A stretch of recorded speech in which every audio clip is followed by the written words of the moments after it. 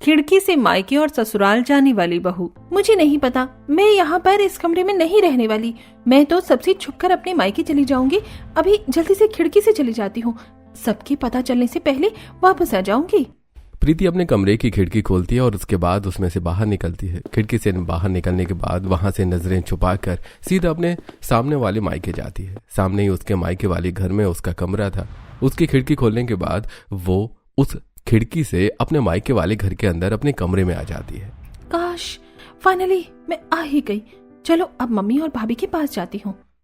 प्रीति को घर के अंदर देखकर उसकी भाभी और उसकी मम्मी भी हैरान हो जाती हैं। अरे तुम घर के अंदर कैसे आ गई? घर का दरवाजा तो बंद था। हाँ मुझे अच्छे से याद है, मैंने ही घर का दरवाजा बंद किया था।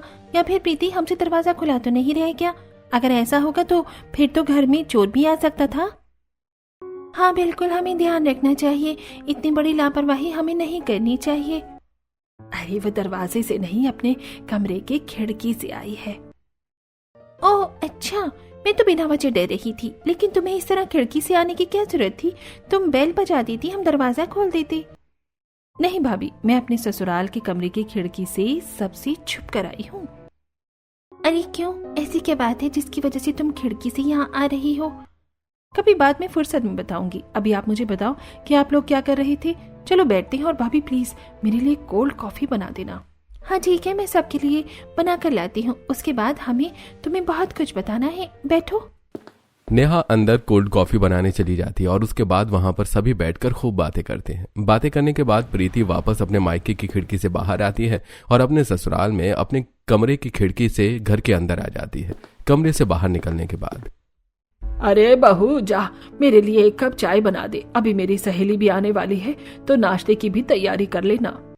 आखिर ऐसी क्या वजह थी जिसकी वजह से प्रीति अपने ससुराल के कमरे की खिड़की से छुपकर अपने मायके की खिड़की के रास्ते मायके के घर के अंदर जा रही थी? मायके वालों ने दरवाजे से आने को कहा, फिर भी प्रीति ने दरवाजे से आने को मना कर दिया और खिड़की का ही रास्ता चुना। ऐसा आखिर क्यों हो रहा था? सब कुछ जानने के लिए चलिए चलते हैं कुछ महीने पीछे। तुमने आज फिर मुझे उल्लू बना दिया और तुम मुझसे मिलने नहीं आई ना? अरे बाबा, कितनी बार बोलूं, सॉरी ना। मैं इसलिए नहीं आ पाई क्योंकि मुझे सीमा के साथ किसी जरूरी काम से बाहर जाना पड़ा और मैं फिर भूल गई थी। हाँ बिल्कुल, मैं तो तुम्हारे लिए सिर्फ एक ऑप्शन हूँ ना। मुझे तो तुम भूलोगी, मुझे तुमसे कोई बात नहीं करनी, सो जाओ। अरे सुनो तो सही। लेकिन रोहन प्रीति की पूरी बात नहीं सुनता और बीच में ही कॉल कट कर देता है। हे भगवान, अब इस लड़के का मैं क्या करूं? मैं जानती हूँ मेरी गलती है, लेकिन इतना गुस्सा होने की क्या ही जरूरत है? अभी सबक सिखाती हूँ इसे। अब प्रीति अपने कमरे की खिड़की खोलती है और आराम से खिड़की से बाहर निकलती है। बिना कुछ शोर किए वो आराम से खिड़की से बाहर निकल रही थी ताकि किसी को कुछ पता न चले। उसके बाद वो दबे पांव रोहन के घर के पास आकर उसकी खिड़की खटखटाती है। इतनी रात को मेरी खिड़की पर कौन दस्तक दे रहा है? रोहन अपने कमरे की खिड़की खोलता है और सामने प्रीति को देखकर उसके होश उड़ जाते। तुम यहाँ इतनी रात को क्या कर रही हो? मैं यहाँ पर तुमसे मिलने आई हूँ। तुमने एकदम गुब्बारे की तरह अपना मुंह फुला लिया था, तो तुमसे मिलने तो आना ही था। अब हटो, मुझे अंदर आने दो। उसके बाद प्रीति संभल कर खिड़की पर चढ़कर रोहन के कमरे के अंदर आती है। खिड़की से उतरने के बाद, तुम्हें पता है ना ये सब बहुत रिस्की हो सकता है। हाँ तो तुम्हारे लिए तो मैं हर रिस्क लेने को तैयार हूँ। तुम्हें क्या लगता है ऐसे मस्का लगाओगी तो मैं मान जाऊंगा? रोहन की ऐसी बातें सुनकर प्रीति गुस्से में उसे देखते हुए कहती है, तो क्या नहीं मानोगे? अरे हाँ हाँ बिल्कुल मानूंगा। तुमने मेरे लिए इतना एफर्ट जो किया है। आइए बैठिए महारानी साहिबा, इतनी दूर से आई हैं, आप थक गई होंगी। Very good. उसके बाद दोनों थोड़ी देर बात करते हैं और फिर प्रीति रोहन के कमरे की खिड़की से उतरकर अपने कमरे की खिड़की से होते हुए वापस अपने कमरे में आकर सो जाती है। इस तरह दोनों का खिड़की के रास्ते से मिलना जुलना हो जाया करता था। एक दिन शांति अपने पड़ोसनों के साथ जब बैठी थी तब, शर्मा जी की बेटी का भी रिश्ता बड़ी मुश्किल से फिक्स हुआ। अरे उन लोगों के नखरे भी तो इतने होते थे, यहाँ तक कि उन्होंने तो सरकारी नौकरी वाले लड़कों तक को रिजेक्ट कर दिया था। पता नहीं उन्हें कौन सी दुनिया से न्यारी माया चाहिए थी। अच्छा शांति, तुम बताओ, तुम रोहन की शादी कब कर रही हो?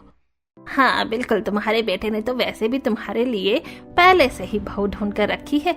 मोहल्ले में ही उसके नैन मटक्का कर लिया है।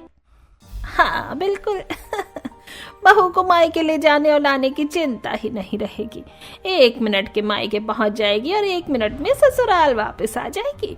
उसके मायके जाने के बाद भी उसे अपने ही घर से बैठकर देख सकते हैं। इस तरह दोनों शांति का मजाक उड़ा रही थी। यह सब सुनकर शांति को गुस्सा आ रहा था। चुप करो तुम दोनों, अभी कुछ पक्का नहीं पता कि ऐसा होगा भी या नहीं। लेकिन अगर ऐसा हो गया तो? यह सब सुनकर शांति को बहुत गुस्सा आता है और वो भड़कते हुए घर पर आकर रोहन से गुस्से में कहती है, रोहन, मैं क्या सुन रही हूँ? मुझे क्या पता माँ, आप क्या सुन रही हो? मुझे तो कुछ सुनाई नहीं दे रहा है। अब सुन आप रही हो तो मुझे कैसे पता होगा? अरे नालायक, मेरे कहने का मतलब है कि मोहल्ले में चर्चा चल रही है कि तेरा सामने वाली लड़की से चक्कर चल रहा है। मैंने तुझे मना किया था ना कि तुझे ये सब नहीं करना और उसे छोड़ दे। हाँ माँ, चल तो अभी भी रहा है। मैं इस बारे में आपसे बात करने वाला था। मैं प्रीति को पसंद करता हूँ और उससे शादी करना चाहता हूँ, इसलिए मैं उसे नहीं छोड़ सकता। सॉरी। ये बात सुनकर शांति का पारा और हाई हो जाता है। नहीं, बिल्कुल नहीं, ऐसा बिल्कुल नहीं हो सकता। अरे भला तो हमारे मोहल्ले की ही लड़की से शादी कैसे कर सकते हैं, वो भी बिल्कुल सामने वाले घर की लड़की से। अब माँ, लड़की तो लड़की होती है ना, चाहे सामने मोहल्ले में रहने वाली लड़की क्यों ना हो या कोई दूर से आने वाली लड़की ना हो। मैं यहाँ गुस्से में हूँ और देखो तो कैसे मुझे एक से एक जवाब दे रहा है। तो माँ, हर सवाल का एक जवाब होता है। अब मैं किसी भी सवाल का 2 या 3 जवाब कैसे दे सकता हूँ? रोहन के ऐसे जवाब सुनकर शांति अपना माथा पकड़ लेती है। सच में तूने तो मुझे पागल कर रखा है, लेकिन मेरी बात कान खोलकर सुन ले। तेरी उस लड़की से शादी नहीं हो सकती। मैं अपनी मोहल्ले वाली लड़की से तेरी शादी बिल्कुल नहीं करवाऊंगी। अभी मुझे बाहर जाना है मम्मी, इस बारे में बाद में बात करेंगे। इतना कहने के बाद रोहन बाहर चला जाता है और उसके बाद रोहन और प्रीति दोनों बाहर घूमने जाते हैं। दोनों एक पार्क में बेंच पर बैठे थे। रोहन ने सारी बात प्रीति को बताई थी, जिस पर प्रीति हंसते हुए कहती है मैं तो सच में आंटी जी की तरफ हूँ। तुम सच में कई बार पागलों वाली बातें करती हो। अच्छा जी, तुम भी उनकी ही तरफदारी ले रही हो? अगर ऐसा है तो उनका मानना है कि मुझे किसी और लड़की से शादी करनी चाहिए, तो क्या मैं उनकी बात से सहमत हो जाऊं? नहीं, बिल्कुल नहीं। तुम्हें उठाकर फेंक दूंगी अगर ऐसा करने के बारे में सोचा भी तो। अरे बाप रे, तुमसे तो बचकर रहना पड़ेगा। मैंने तो पहले ही अपने घर वालों को मना रखा है, अब तुम कैसे भी करके अपने घर वालों को मना लो। ठीक है, पापा से इस बारे में बात की थी, उन्होंने तो कुछ नहीं कहा, लेकिन मम्मी ही मानने को तैयार नहीं है। अब अगले कई दिनों तक शांति और रोहन की इस बात पर बहस चलती है। तब एक दिन रोहन गुस्से में कह देता है, मैं शादी करूंगा तो सिर्फ प्रीति से ही। आप एक बार इस बात को अच्छे से समझ लीजिए, मैं उसके अलावा किसी और लड़की से शादी नहीं कर सकता। अगर मेरी उससे शादी नहीं हुई ना, तो मैं किसी भी लड़की से शादी नहीं करूंगा और घर छोड़कर चला जाऊंगा, सो अलग। हाय, उस कल की आई हुई लड़की के लिए देखो तो कैसे हमसे जबान लड़ा रहा है। कल से नहीं, पिछले 25 साल से वो इस मोहल्ले में रह रही है और मुझे वही पसंद है और मुझे उसी से शादी करनी है। इतना कहकर रोहन गुस्से में वहां से चला जाता है। पता नहीं उस लड़की ने मेरे बेटे पर कैसा जादू कर रखा है। उस लड़की की वजह से अपनी माँ से लड़ने को तैयार हो गया। मैं भला एक ही मोहल्ले में इसकी शादी कैसे करवा सकती हूँ? 7 फेरे करवा कर। अब आप भी मुझे रोहन की तरह उटपटांग जवाब देना शुरू मत करो। दोनों बाप बेटे बिल्कुल एक जैसे हैं। अब तुम जैसा सवाल करोगे उसका जवाब तो वैसा ही मिलेगा ना। मैं तो कहता हूँ कि तुम अपना गुस्सा थूक दो। तुम्हें इतना नहीं सोचना चाहिए। देखो, बच्चों की खुशी में ही हमारी खुशी होनी चाहिए। अगर वो किसी को पसंद करता है तो हमें उसी से उसकी शादी करवानी चाहिए। तुम जरा ठंडे दिमाग से इस बात को सोचो। हाँ मम्मी, पापा बिल्कुल सही कह रहे हैं। भैया के साथ इस तरह जबरदस्ती करने से कुछ नहीं होगा, बल्कि सारा मामला बिगड़ जाएगा। अब शांति को भी मजबूरन ये बात माननी पड़ती है और कुछ दिन बाद वो प्रीति के घर रिश्ता पक्का करने जाती है। शांति को तो इस रिश्ते से ऐतराज था। जी, अब हमें तो बस बात पक्की करनी है। बच्चों ने जब एक दूसरे को पसंद कर ही लिया है तो हमें तो बस अब जल्दी से अच्छा सा मुहूर्त निकलवा कर इन दोनों की शादी कर देनी चाहिए। बिल्कुल, मैं भी आपकी बात से सहमत हूँ। अरे भाई, बच्चों को एक दूसरे का साथ पसंद है तो फिर हमें क्या ऐतराज हो सकता है? तो ठीक है, फिर ऐसी खुशी में मुंह मीठा कर लेते हैं। सब खुशी से मिठाई खाते हैं, लेकिन शांति मिठाई खाते हुए मन में, पता नहीं क्यों मुझे तो मिठाई भी कड़वी लग रही है। उसके जाने के बाद, वैसे कितना अच्छा है ना प्रीति, शादी के बाद तुम बिल्कुल सामने वाले घर में जा रही हो और हमें कोई चिंता भी नहीं होगी तुम्हारी। तुम्हारा जब मन करे तुम एक कदम इधर रख कर तुम यहाँ पर हमसे मिलने आ सकती हो। हाँ, और वापस ससुराल जाना है तो दूसरा कदम रख कर ससुराल जा सकती हो। बिल्कुल, शादी के बाद मैं भी अपनी बेटी को हर रोज देख पाऊंगी। मेरे दिल को बड़ा सुकून मिल रहा है इतना पास रिश्ता मिलकर। हाँ, अगर मेरा दूर रिश्ता होता तो मुझे आप लोगों की बहुत याद आती, लेकिन अब मुझे कोई चिंता नहीं है। इस तरह इस रिश्ते से प्रीति के घर वाले तो बहुत खुश थे। समय गुजरता है और समय के साथ अब दोनों ही घरों में जोर शोर से शादी की तैयारियां चल रही थी। दोनों का हल्दी और मेहंदी का फंक्शन एक साथ करवाया जाता है। सामने रोहन और प्रीति बैठे थे और हर कोई उन्हें हल्दी लगा रहा था। दोनों बड़े खुश थे और सामने ढोलक बजाते हुए कुछ महिलाएं नाच रही थी। सब नाचो, आज तो एकदम खुशी का मौका है। नेहा और रितु भी अपनी नंद की हल्दी पर ढोलक की ताल पर डांस कर रही थी। आज तो मैं बहुत नाचूंगी, बिल्कुल हमारी इकलौती प्यारी ननंद की शादी जो है। इस तरह धूमधाम से सब होता है और सभी रस्म और रिवाज के साथ प्रीति और रोहन की शादी हो जाती है। अगले दिन प्रीति की पहली रसोई की रस्म थी। मम्मी जी, आज पहली रसोई में खाने में क्या बनाना है? जब तुम दोनों ने अपनी जिंदगी का फैसला लेने से पहले हमारी राय नहीं जानी तो भला पहली रसोई में खाना क्या बनाना है, इसमें भी मुझसे पूछने की क्या जरूरत है? तुम अपनी मर्जी से बना लो जो बनाना है। शांति अभी भी रोहन और प्रीति से बेहद नाराज थी और इस बात को समझते हुए प्रीति कुछ नहीं कहती और रसोई में जाकर सबके लिए हलवा पूड़ी बना रही थी। सबके लिए ऐसा खाना बनाऊंगी कि सब उंगलियां चाटते रह जाएंगे। मम्मी जी भी मेरे हाथ का बना खाना खाकर खुश हो जाएंगी। आटा तैयार करने के बाद वो एक कढ़ाई में हलवा बना रही थी और हलवा बनने के बाद जब तैयार हो जाता है तब वो कढ़ाई में तेल डालकर गर्मा गर्म पूड़ियां तल रही थी।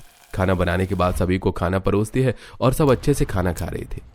अरे बहू ने तो सच में खाना बहुत अच्छा बनाया है। इतना स्वादिष्ट खाना खाकर मजा आ गया। बिल्कुल, सच में खाना बहुत अच्छा बनाती हो तुम प्रीति, तुम्हारे हाथों में तो जादू है। बन गया जोरू का गुलाम।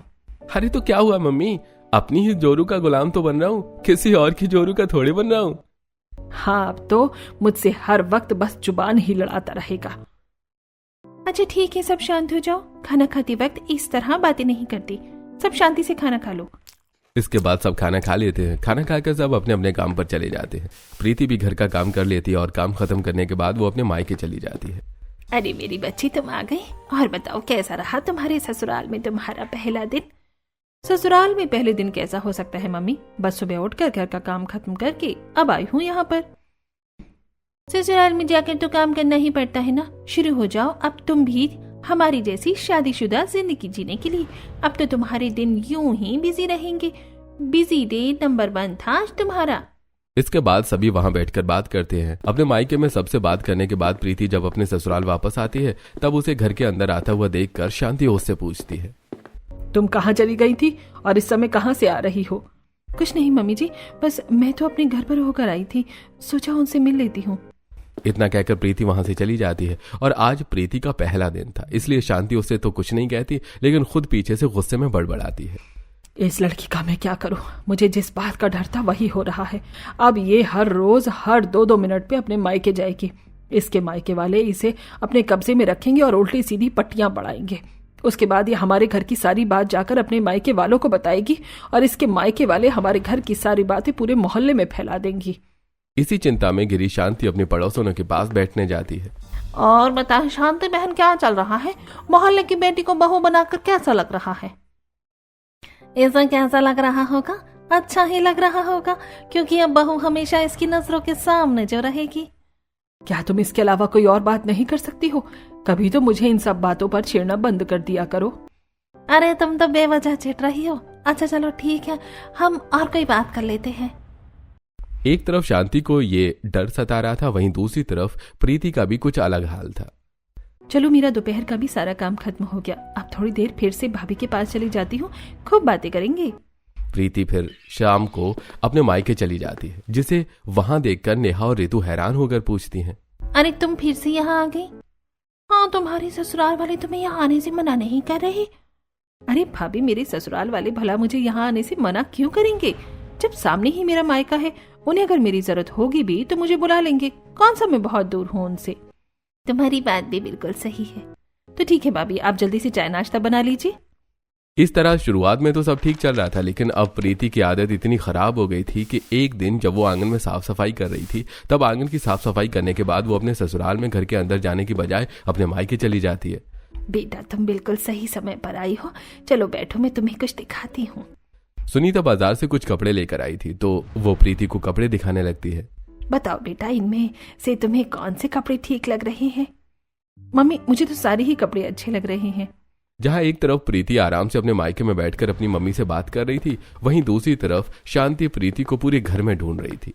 प्रीति, अरे ओ प्रीति बहू, कहाँ चली गई?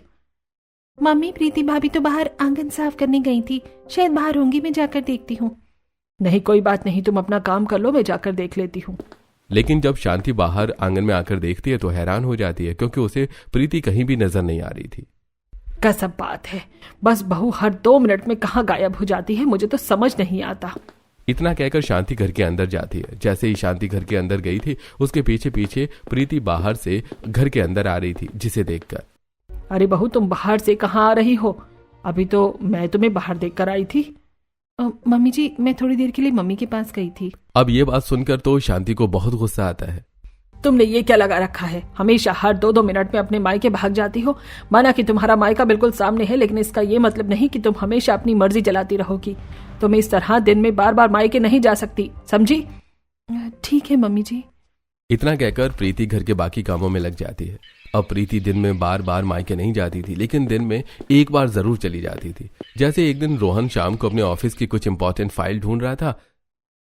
अरे मेरी इंपॉर्टेंट फाइल कहाँ चली गई? पता नहीं प्रीति भी कभी कभी मेरा सामान कहाँ रख देती है। प्रीति, तुम कहाँ हो? जरा एक बार इधर आना तो। अब रोहन प्रीति को आवाज लगाता है, लेकिन बहुत देर तक जब प्रीति नहीं आती और ना ही उसका जवाब मिलता है, तो रोहन प्रीति को पूरे घर में ढूंढना शुरू करता है। अरे क्या बात है, क्यों अपनी पत्नी को इतनी देर से आवाज लगा रहा है? क्या तेरा उसके बिना 2 मिनट भी मन नहीं लगता? अरे ऐसी बात नहीं है मम्मी, मुझे कोई इंपॉर्टेंट फाइल ढूंढनी है, इसलिए मैं प्रीति को ढूंढ रहा हूँ, क्योंकि उसने वो फाइल रखी थी। अब फाइल ढूंढने के लिए पहले तुझे तेरी पत्नी को ढूंढना होगा। मुझे अच्छे से पता है वो कहाँ होगी। अभी के अभी उसे फोन करके यहाँ बुला, वरना मुझसे बुरा कोई नहीं होगा। रोहन प्रीति को कॉल करता है और वहीं दूसरी तरफ मायके में बैठी प्रीति जब रोहन का कॉल देखती है। मम्मी, भाभी, अच्छा मुझे चलना होगा, मेरे ससुराल से कॉल आ रहा है। प्रीति फोन तो नहीं उठाती, लेकिन जल्दी से भागकर जब वापस घर आती है तो देखती है कि रोहन और शांति एक साथ उसका इंतजार कर रहे थे। तुम फिर से अपने मायके चली गई थी ना? मैंने तुम्हें कितनी बार कहा है कि अगर तुम्हारा मायका सामने है तो इसका ये मतलब नहीं कि तुम कभी भी जाकर मायके में बैठ जाओगी। क्या तुम्हें मेरी बात समझ में नहीं आती है? तुम्हें मेरी बात याद नहीं रहती? नहीं मम्मी जी, मुझे आपकी बात अच्छे से समझ में आ गई थी और अच्छे से याद भी थी, लेकिन आपने कहा था ना कि दिन में बार बार मायके नहीं जाना, तो मैंने सोचा कि ठीक है, एक बार ही मायके चली जाती हूँ, इसलिए आपके कहे अनुसार मैं सिर्फ एक बार जाती हूँ मायके। प्रीति का जवाब सुनकर फिर से शांति माथा पकड़ लेती है। हे भगवान, यहाँ पर किसी का कुछ नहीं हो सकता। कैसे कैसे जवाब देते हैं। अब मेरी बात ध्यान से कान खोलकर सुन ले बहू। अब तुझे दिन में बार बार नहीं बल्कि एक बार भी मायके नहीं जाना है। जिस तरह दूर ससुराल होने पर हम कभी कभी मायके जाते हैं, यहाँ पर भी तुझे ऐसा ही व्यवहार रखना होगा। इस बार शांति प्रीति को सख्त आदेश देती है, जिसके बाद तो प्रीति का ससुराल में मन लगाना बहुत मुश्किल हो जाता है। अब हर कोई दिन में अपने काम पर चला जाता था और शांति भी अपने पड़ोसियों के साथ बाहर जाकर बैठ जाती थी, लेकिन प्रीति घर में रहकर बहुत बोर होती थी। मम्मी जी भी बाहर चली गई और रिया भी जॉब पर चली गई, रोहन जी भी जॉब पर हैं, पापा जी भी घर पर नहीं है। अब इस इतने बड़े घर में अकेले क्या मैं दीवारों को निहारूं या फिर यहाँ पर बैठकर मक्खी और मच्छर गिनूं? मुझे मेरे मायके जाने से भी मना कर दिया है, समझ में नहीं आ रहा यहाँ अकेले क्या करूं। प्रीति बहुत ही चुलबुली लड़की थी और अकेले उसका बिल्कुल भी मन नहीं लगता था। अपने मायके में तो वो अपनी दोनों भाभी के साथ काफी अच्छा खासा टाइम स्पेंड कर लिया करती थी, लेकिन यहाँ वो एकदम अकेली हो जाया करती थी। अब शांति ने भी उसे मायके जाने से मना कर दिया, तो अब वो कुछ कर भी नहीं सकती थी। एक दिन प्रीति सुबह घर का काम कर रही थी। सुनो, आज घर पर मेहमान आएंगे तो तुम बाजार से अच्छी सब्जी लेकर आ जाना और उनके लिए अच्छा खाना बना देना। जी ठीक है मम्मी जी। अब प्रीति घर का सारा काम खत्म करने के बाद बाजार जाती है और वहां से सब्जी खरीदती है। भैया सारी सब्जी 1-1 किलो तोल दो। जी ठीक है बहन जी, अभी रुकिए। सब्जी वाला प्रीति को सारी सब्जी तोल कर दे देता है। उसके बाद प्रीति सब्जी लेकर घर वापस आ जाती है। जब वो रास्ते से होते हुए घर आ रही थी, अभी तो मैं घर के बाहर हूँ, जल्दी से मायके हो आती हूँ, मम्मी जी को पता नहीं चलेगा। तो इसी बहाने प्रीति पहले अपने मायके जाती है और वहां पर बातें करने में उसे काफी देर हो जाती है। वहीं दूसरी तरफ घर पर मेहमान आ गए थे और शांति प्रीति का इंतजार कर रही थी। आप अभी रुकिए, मैं बस अभी आती हूँ। मेहमानों को सोफे पर बैठाकर शांति साइड में जाती है और प्रीति को कॉल पर कॉल करती है, लेकिन प्रीति कॉल नहीं उठाती। तब शांति उनके लिए चाय नाश्ता बनाती है और मेहमान चाय नाश्ता करके बिना खाना खाए वहां से चले जाते हैं। जब प्रीति घर वापस आती है तब शांति का गुस्सा 7वें आसमान पर था। कहाँ चली गई थी? सब्जी लाने में क्या इतनी देर लगती है? और फोन क्यों नहीं उठा रही थी? वो मम्मी जी, फोन साइलेंट पर था, गलती से हो गया था। गलती से कुछ नहीं होता, सब जानबूझकर होता है। मुझे अच्छे से पता है तुम फिर से मायके चली गई होगी। तुझे जरा सोचना चाहिए, कभी भी कहीं भी तो इस तरह नहीं जा सकती। तू अब इस घर की बहू है, अपने घर की बेटी नहीं। अगर आइंदा ऐसा हुआ तो मुझसे बुरा कोई नहीं होगा। इस बार तो शांति का गुस्सा बहुत ज्यादा बढ़ गया था और वो प्रीति को सख्त लफ्जों में उसके मायके जाने से मना कर देती है। बहुत दिनों तक जब प्रीति अपने मायके नहीं जाती और वो अकेले अपने कमरे में उदास बैठी थी तो अब मैं क्या करूं? अब तो मेरा मायका जाना बिल्कुल बंद हो गया है। ऐसे तो मैं बिल्कुल नहीं रह पाऊंगी। इतने दिनों से मेरा मन भी नहीं लग रहा और मैं बहुत उदास हूँ। क्या करूं भगवान जी, मुझे कोई रास्ता दिखाओ। तब प्रीति अपने कमरे की खिड़की से बाहर देख रही थी तो उसे अपने मायके वाले घर के अपने कमरे की खिड़की नजर आती है और पुराने दिन याद आ जाते हैं। उसके बाद प्रीति को एक शानदार आइडिया आता है और एक मुस्कान के साथ वो कहती है, हाँ बिल्कुल, ये आइडिया अच्छा रहेगा। जैसे मैं पहले खिड़की में से छुपकर रोहन से मिलने आया करती थी, बिल्कुल वैसा ही मैं अब भी कर सकती हूँ।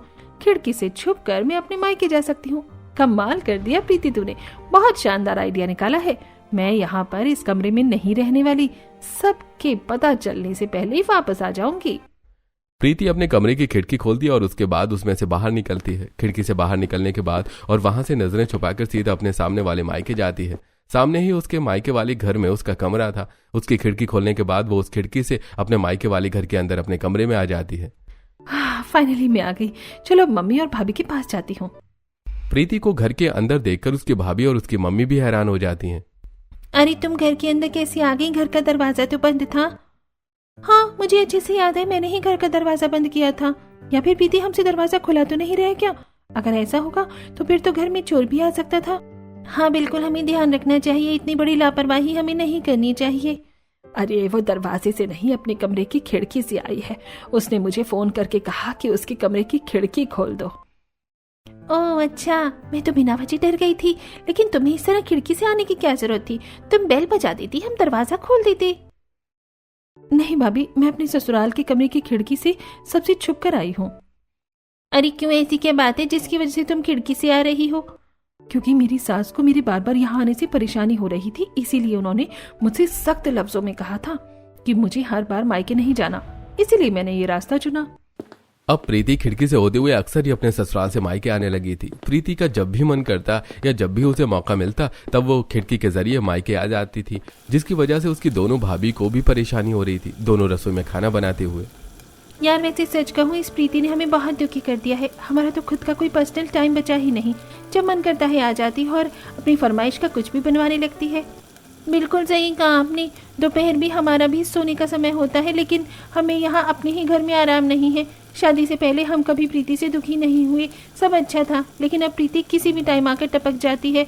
दोपहर में हमारा भी आराम करने का समय होता है और वो सबके सोने के टाइम पर ही आकर यहाँ पर हमारी नींद उड़ा देती है। सच में खिड़की के रास्ते से तो अब हमें बहुत परेशानी होने लगी है। अगर प्रॉपर शाम के टाइम कभी भी आ जाए तो हमें उसके आने से परेशानी नहीं होगी। इस तरह प्रीति अब सिर्फ अपने बारे में सोच रही थी। एक दिन वो खिड़की के रास्ते से अपने मायके गई हुई थी, तब शांति की आंख खुल जाती है और वो पूरे घर में प्रीति को ढूंढ रही थी। प्रीति बहू, अरे प्रीति बहू, कहाँ हो तुम? अब शांति को प्रीति के कहीं पर भी होने का एहसास नहीं हो रहा था। तब वो उसे उसके कमरे में जाकर देखती है। कमरे में और पूरे घर में प्रीति को न पाकर शांति गुस्से में दरवाजे की तरफ जा रही थी। लगता है फिर से अपने मायके भाग गई होगी। आज मैं इसे छोड़ूंगी नहीं। लेकिन शांति देखती है कि घर का दरवाजा तो अंदर से बंद है। तब शांति प्रीति को कॉल करती है और दूसरी तरफ प्रीति अपने मायके में आराम से बैठी थी। जब शांति का कॉल देखती है तो अरे बाप रे, लगता है मम्मी जी उठ गई हैं। मुझे अभी इसी वक्त घर जाना होगा। अफरा तफरी में प्रीति उठकर अपने मायके की खिड़की से बाहर आती है और जल्दी से भागकर अपने ससुराल की खिड़की से कमरे के अंदर आती है। शांति हॉल में बैठकर प्रीति का इंतजार कर रही थी और जब वो प्रीति को उसके कमरे में आते देखती है तो अरे बहू, तू अपने कमरे से कैसे आ गई? अभी तो तू अपने कमरे में थी ही नहीं। नहीं मम्मी जी, मैं तो वहीं पर थी। गजब बात है, ऐसा कैसे हो सकता है? अच्छा चल ठीक है, मैं तुझे इतनी देर से आवाज लगा रही थी तो जवाब क्यों नहीं दे रही थी तू? मम्मी जी, मुझे सच में सुनाई नहीं दिया, माफ कर दीजिए। अच्छा ठीक है, मैं कह रही थी कि जरा मेरे लिए थोड़ा खाना बना दे, मुझे बहुत भूख लगी है। इतना सुनकर प्रीति किचन में जाकर शांति के लिए खाना बनाने लगती है और एक तरफ गैस पर वो कुकर में दाल डालकर उबलने के लिए रखती है और दूसरी तरफ टमाटर मिर्च प्याज काट रही थी। शुक्रिया भगवान का कि मैं बाल बाल बच गई। जब प्रीति शांति को खाना देती है तो देखती है कि प्रीति की साड़ी का पल्लू फट गया था। एक बात बता, तेरी साड़ी का पल्लू फट कैसे गया? अरे मैं जब खिड़की से अंदर आ रही थी तो उसकी कील में मेरा पल्लू अटक गया था। तब फट गया। अब क्या करूं? अरे ऐसे भूत बनकर क्यों खड़ी है? बता जरा क्या हुआ। मम्मी जी, मेरे कमरे के दरवाजे में एक कील है, बस उसी में मेरा पल्लू अटक गया था और फट गया। अच्छा ठीक है, आगे से ध्यान रखना और जाकर कपड़े बदल लो। उसके बाद प्रीति अपने कमरे में जाती और कपड़े बदलती है। इस तरह प्रीति का अब खिड़की से अपने ससुराल से मायके जाने की आदत हो गई थी। वो अक्सर मौका देखकर चली जाया करती थी और एक बार जब प्रीति खिड़की से अंदर आ रही थी तब रोहन देख लेता है। अरे तुम इस तरह खिड़की से अपने मायके क्यों जा रही हो? रोहन के पकड़े जाने पर प्रीति उसे सारी बात बताती है। तो इस तरह मम्मी के टोकने के बाद मुझे छुप कर जाना पड़ता है? हाँ, लेकिन ये सब थोड़ा गलत है। तुम फिर भी मम्मी से छुप कर जा रही हो। तुम्हें उन्हें समझाना चाहिए, उनके सामने अपनी बात रखनी चाहिए। अभी मम्मी नाराज है तो मुझे यकीन है कुछ समय बाद सब ठीक हो जाएगा। लेकिन रोहन के समझाने के बाद भी प्रीति नहीं मानती। एक दिन रिया ने खुद प्रीति को उसके कमरे में जाते हुए देखा था। तब रिया पीछे पीछे प्रीति के कमरे में जाती है, लेकिन कमरे में जाने के बाद प्रीति वहां से गायब हो चुकी थी। अरे भाभी, अचानक से कहाँ गायब हो जाती हैं? अभी तो मैंने उन्हें कमरे में ही आते हुए देखा था। अजीब बात है। फिर जब बाद में प्रीति मायके से वापस खिड़की पर चढ़कर अंदर आ रही थी तभी शांति कमरे में आ जाती है और प्रीति को खिड़की पर चढ़ा हुआ देखकर, अरे तुम वहां क्या कर रही हो? मम्मी जी, मैं तो बस कुछ नहीं, मैं तो बस। अरे तेरी गाड़ी तो बस पर ही अटक गई है। आगे भी कुछ बोलेगी? कुछ नहीं मम्मी जी, मैं तो बस खिड़की साफ कर रही थी। बाहर से बहुत गंदी हो गई है ना। अरे तुझे ऐसा सब करने की जरूरत नहीं है। बेखाम में गिर के चोट लग जाएगी। इतना रिस्क लेने की जरूरत नहीं है। इतना कहकर शांति वहां से चली जाती और अंदर आने के बाद प्रीति राहत की सांस लेते हुए, चलो आज तो बाल बाल बच गई, वरना पता नहीं क्या हो जाता।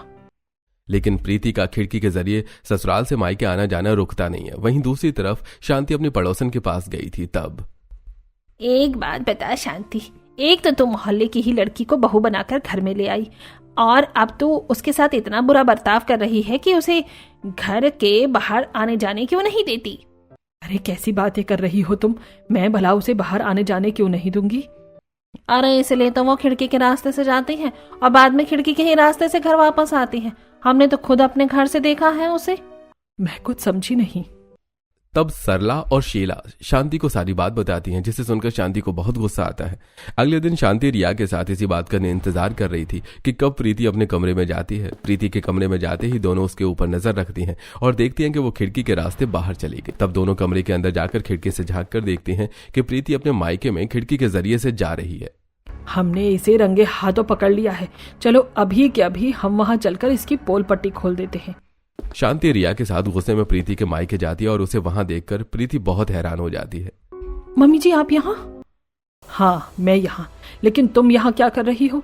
क्या तुम्हें खिड़की के अलावा कोई और रास्ता नहीं मिला यहाँ आने के लिए? तुम जानबूझकर ऐसा कर रही हो ना, ताकि पूरे मोहल्ले में मेरी बदनामी हो सके। नहीं मम्मी जी, ऐसा कुछ भी नहीं है। मैं तो बस। मुझे सब पता है। तुम्हारे घर वाले तुम्हें भड़काते हैं और तुम यहाँ पर हमारी बुराई करने के लिए आती हो ताकि पूरे मोहल्ले में हमें बदनाम कर सको। जब शांति प्रीति को बहुत डांटती है और बात बिगड़ने लगती है तब सुनीता शांति को सारा सच बताती है। रुकिए समधन जी, मैं जानती हूँ प्रीति की बहुत बड़ी गलती है, लेकिन ये सच नहीं है। प्रीति तो बस इसलिए यहाँ आती है क्योंकि इसका यहाँ पर थोड़ा मन कम लग रहा था और आपने इसे आने से मना कर दिया था। हाँ मम्मी जी, मैं घर पर अकेली रहकर बोर हो जाती थी तो यहाँ आकर अपने घर वालों के साथ थोड़ा वक्त बिता लेती थी। अचानक से मुझे ससुराल की खालीपन की आदत नहीं हो रही थी। यहाँ मेरी 2 भाभियों के साथ मैंने बहुत समय बिताया है, जिसकी वजह से मेरे लिए एडजस्ट करना मुश्किल हो रहा था। पर आपने डांटकर मुझे आने से मना कर दिया तो मैंने गलत रास्ता अपनाया। बल्कि मेरी मम्मी ने भी मुझे कई बार समझाया, लेकिन मैंने किसी की नहीं बात सुनी और गलत रास्ता चुना। मुझे माफ कर दीजिए, आगे से ऐसा नहीं होगा। जी आंटी जी, प्रीति तो बस यहाँ हमारे पास आकर समय बिताती थी, बस। प्रीति का सारा सच बताने के बाद शांति को भी अपनी थोड़ी गलती का एहसास होता है। अगर ऐसी बात है तो इसमें भी मेरी ही गलती है। मैंने तुम्हारे ऊपर पाबंदी लगाई सिर्फ इसलिए क्योंकि तुम्हारी शादी मेरी मर्जी के खिलाफ हुई और मैं तुमसे नाराज थी। मुझे लगा तुम यहाँ आकर हमारी बुराई करोगी और पूरे मोहल्ले में बदनामी होगी, इसलिए तुम्हें जाने से मना करती थी। नाराजगी की वजह से तुमसे बात भी नहीं करती थी। मैंने सोचा भी नहीं कि इतने बड़े घर में तुम्हारा मन अकेले कैसे लगेगा और तुम्हारे लिए भी सब नया था। अब हम मिलजुल कर रहेंगे और तुम अपनी मर्जी से यहाँ पर आ सकती हो, लेकिन खिड़की से नहीं, इस बार दरवाजे से। आखिर पास में मायके होने का भी तो कुछ फायदा होना चाहिए। इस बात पर सब खुश हो जाते हैं और इस तरह सब कुछ ठीक हो जाता है।